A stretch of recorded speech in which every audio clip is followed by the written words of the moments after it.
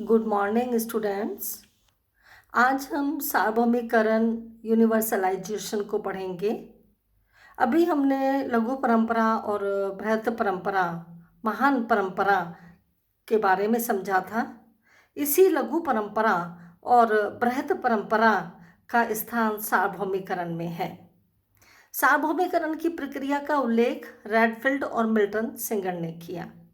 Redfield ने मैक्सियन समुदाय का अध्ययन इस उद्देश्य से किया जिससे कि किसी संस्कृति में घटित होने वाले परिवर्तनों को जाना जा सके।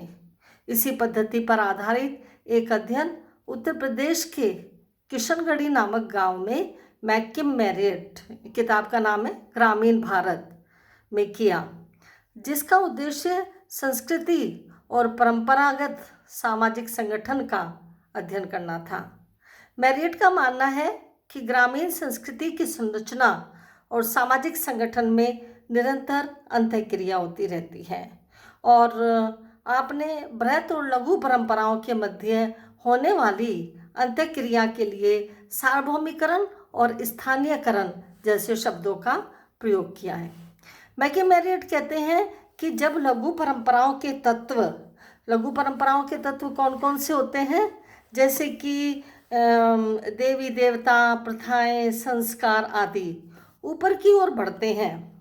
जैसे कि आप इस चित्र में देख रहे हैं कि लघु परंपरा के तत्व ऊपर की ओर जा रहे हैं, तो उसका विस्तृत क्षेत्र में फैलाव होता है।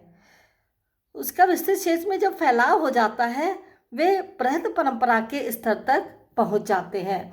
तो धीरे धीरे उनकी ऊर्ध्व गति ऊपर की ओर जाता है और उसके मूल स्वरूपों में परिवर्तन हो जाता है और वो एक महान परंपरा का अंग बन जाता है और इस प्रक्रिया को सार्वभौमिकरण की प्रक्रिया कहते हैं। तो इस प्रकार मैकिम मैरियट के मत में सार्वभौमिकरण की प्रक्रिया का तात्पर्य बृहत परंपरा का उन तत्वों से निर्मित होना है जो छोटी परंपराओं में पहले से ही विद्यमान होते हैं और जिनसे बृहत परंपराएं सदैव ही आच्छादित होती हैं। अर्थात छोटी छोटी स्थानीय परंपराओं के तत्वों के मिलने से एक बड़ी परंपरा का निर्माण होता है, उसे सार्वभौमिकरण कहते हैं। जब वो विस्तृत क्षेत्र में फैल जाती है, एक छोटी परंपरा ऊपर की ओर उठती है, विस्तृत क्षेत्र में फैल जाती है, चारों ओर से प्रतिष्ठित जो परंपराएं हैं उनका रूप ग्रहण कर लेती है और जो महान परंपरा का एक अंग बन जाती है और सारे समाज में वो फैल जाती है, उनका यूनिवर्सलाइजेशन हो जाता है, उसे सार्वभौमिकरण कहा जाता है। बृहत परंपरा का निर्माण स्वतः नहीं होता है, बल्कि छोटी छोटी परंपराओं में जो विश्वास और कर्मकांड पहले से ही विद्यमान होते हैं और अधिक व्यवस्थित और स्पष्ट रूप से बृहत परंपराओं का विकास होता है। इस प्रकार से जब स्थानीय लघु परंपराओं को मिलने से एक बड़ी परंपरा का निर्माण हो जाता है, तो उसका विवेचन धर्म ग्रंथों में कर लिया जाता है। तो संस्कृतिकरण के प्रसार की इसी प्रक्रिया को सार्वभौमिकरण की प्रक्रिया कहते हैं। सार्वभौमिकरण की प्रक्रिया की अपनी कुछ विशेषताएं भी होती हैं। इन विशेषताओं को अगर हम देखें तो हम देखेंगे कि इस प्रक्रिया में लघु परंपरा के तत्व स्थानीय क्षेत्र से राष्ट्रीय स्तर की ओर ऊपर बढ़ते हैं और उनका फैलाव होता है। जैसे कि आप इस चित्र में देख रहे हैं, इस प्रक्रिया का संबंध लघु और बृहत परंपराओं की अंतःक्रिया से होता है। इस प्रक्रिया में लघु परंपराएं समाप्त नहीं होती हैं, बल्कि वे महान परंपराओं का निर्माण करती हैं और अपने अस्तित्व को भी बनाए रखती हैं। इनका अस्तित्व लुप्त नहीं होता है, ये अपने अस्तित्व को बनाती हैं और बृहत परंपरा में मिल जाती हैं। सार्वभौमिकरण द्वारा निर्मित महान परंपराएं लघु परंपरा का संशोधित एवं परिमार्जित रूप होता है। तो इस तरीके से अगर हम इसको देखें तो सार्वभौमिकरण की प्रक्रिया में स्थानीय धार्मिक विश्वास, जो कि लघु परंपरा का रूप है, वो व्यापक स्तर पर फैल जाते हैं। बृहद परंपराएं पूर्णतः नवीन नहीं होती, बल्कि वे वास्तव में लघु परंपराओं का ही संशोधित रूप होता है। पवित्रता की दृष्टि से लघु और बृहद दोनों परंपराएं समान रूप से बनी रहती हैं। किसी समाज के अधिकांश व्यक्ति दोनों ही परंपराओं से संबंधित कर्मकांडों में भाग लेते हैं और उनको पूरा करते हैं। तो इस तरीके से अगर हम सार्वभौमिकरण की प्रक्रिया के हम उदाहरण देखें तो इसमें हम एक देखते हैं, जैसे कि आप इस चित्र में देख रहे हैं, सोरती पूजन। तो सोरती पूजन क्या होता है? ये मैकिम मेरिट ने किशनगढ़ी गांव का जब अध्ययन किया तो इन्होंने अपने अध्ययन के दौरान पाया कि दिवाली के त्योहार के अवसर पर यहाँ ग्रामीण लोग अपने घर की दीवार पर चावल के आटे से एक प्रतिमा बनाते हैं। उस प्रतिमा को सोरती कहा जाता है। इसको देवी का रूप माना जाता है और जिसकी पूजा दिवाली पर ये लोग अवश्य करते हैं। यहाँ के लोगों की मान्यता है कि लक्ष्मी धनवानों की देवी है और सोरती उनकी अपनी देवी है। वैसे सोरती के अतिरिक्त लक्ष्मी की पूजा भी यहाँ की जाती है।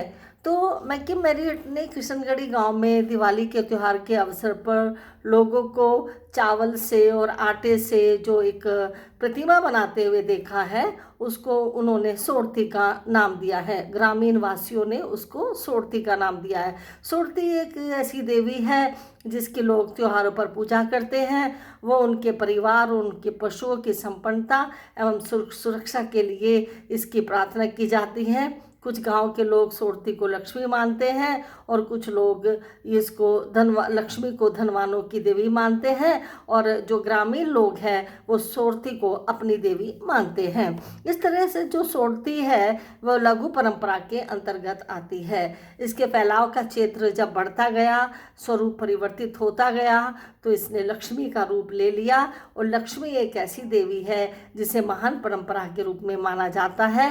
अतः सोरती का लक्ष्मी के रूप में रूपांतरण सार्वभौमिकरण की एक प्रक्रिया है। तो इस तरीके से मैकिम मेरिट का मानना है कि सोरती से संबंधित जो विचार हैं वो लघु परंपरा से जुड़े हुए हैं। इनका विस्तार ऊपर की ओर होता चला गया और इसके स्वरूप में परिवर्तन हो गया, जिसका कि इन्होंने लक्ष्मी का स्वरूप ले लिया और लक्ष्मी जो है वो बृहद परंपरा में मानी जाती है। इस तरीके से लघु परंपरा यानी कि सोरती का परिवर्तन बृहद परंपरा यानी कि लक्ष्मी में हो गया। इसी को ही सार्वभौमिकरण की प्रक्रिया के नाम से जाना जाता है। दूसरा उदाहरण हम देखते हैं कि सलूनो। तो संपूर्ण देश में मनाए जाने वाला जो त्यौहार रक्षाबंधन है, तो इसी के दिन किशनगढ़ी के लोग सलूनो का त्यौहार मनाते हैं। यह त्यौहार जो उस वार्षिक पक्ष की समाप्ति को इंगित करता है जिन दिनों अधिकांश युवा स्त्रियां अपने माता पिता तथा भाई बहनों से मिलने के लिए जाती हैं। सलूनो के दिन अनेक पति अपनी स्त्रियों को वापस ले आने के लिए पुनः अपने ससुराल पहुंचते हैं और पत्नियां अपने ससुराल के लिए वापस लौटने के पूर्व अपनी अविवाहित बहनों सहित अपने भाइयों के सिर तथा कान पर जौ की बालियां यानी कि पवित्र अनाज रखती हैं। वे अपने भाइयों के प्रति आस्था तथा संबंध व्यक्त करती हैं, जो कि बालियों के बदले भाई बहन को कुछ पैसे देते हैं। इसी दिन किशनगढ़ी में रक्षाबंधन का त्यौहार मनाया जाता है। इस दिन घरेलू पुरोहित प्रत्येक जजमान के घर जाते हैं, उनके हाथ में राखी बांधते हैं। प्रत्येक पुरोहित जजमान को आशीर्वाद देता है। उसके बदले में जजमान पुरोहित को कुछ नगद या कुछ अनाज वगैरह ऐसा दे देता है। तो इस तरीके से सलूनों का पारिवारिक त्यौहार ब्राह्मणों के विशिष्ट त्यौहार रक्षाबंधन के बराबर ही है, जिसमें बहन तथा पुरोहित द्वारा पूर्ण की जाने वाली भूमिकाएं हैं। तो मैकिम मेरिट ने बताया कि यह संभावना है कि रक्षाबंधन के त्यौहार की उत्पत्ति सलूनों जैसे लघु परंपरा के त्यौहार से हुई है। इस उदाहरण से यह स्पष्ट होता है कि सलूनों के त्यौहार का फैलाव बढ़ता गया और धीरे धीरे इसने महान परंपरा से संबंधित त्यौहार के रूप में मान्यता प्राप्त कर ली और इसके मूल स्वरूप में परिवर्तन हो गया और इसको ही रक्षाबंधन के रूप में मनाया जाता है। तो इस प्रकार से मैकी मेरियट ने सलूनों के त्यौहार का वर्णन सार्वभौमिकरण की प्रक्रिया के रूप में किया है।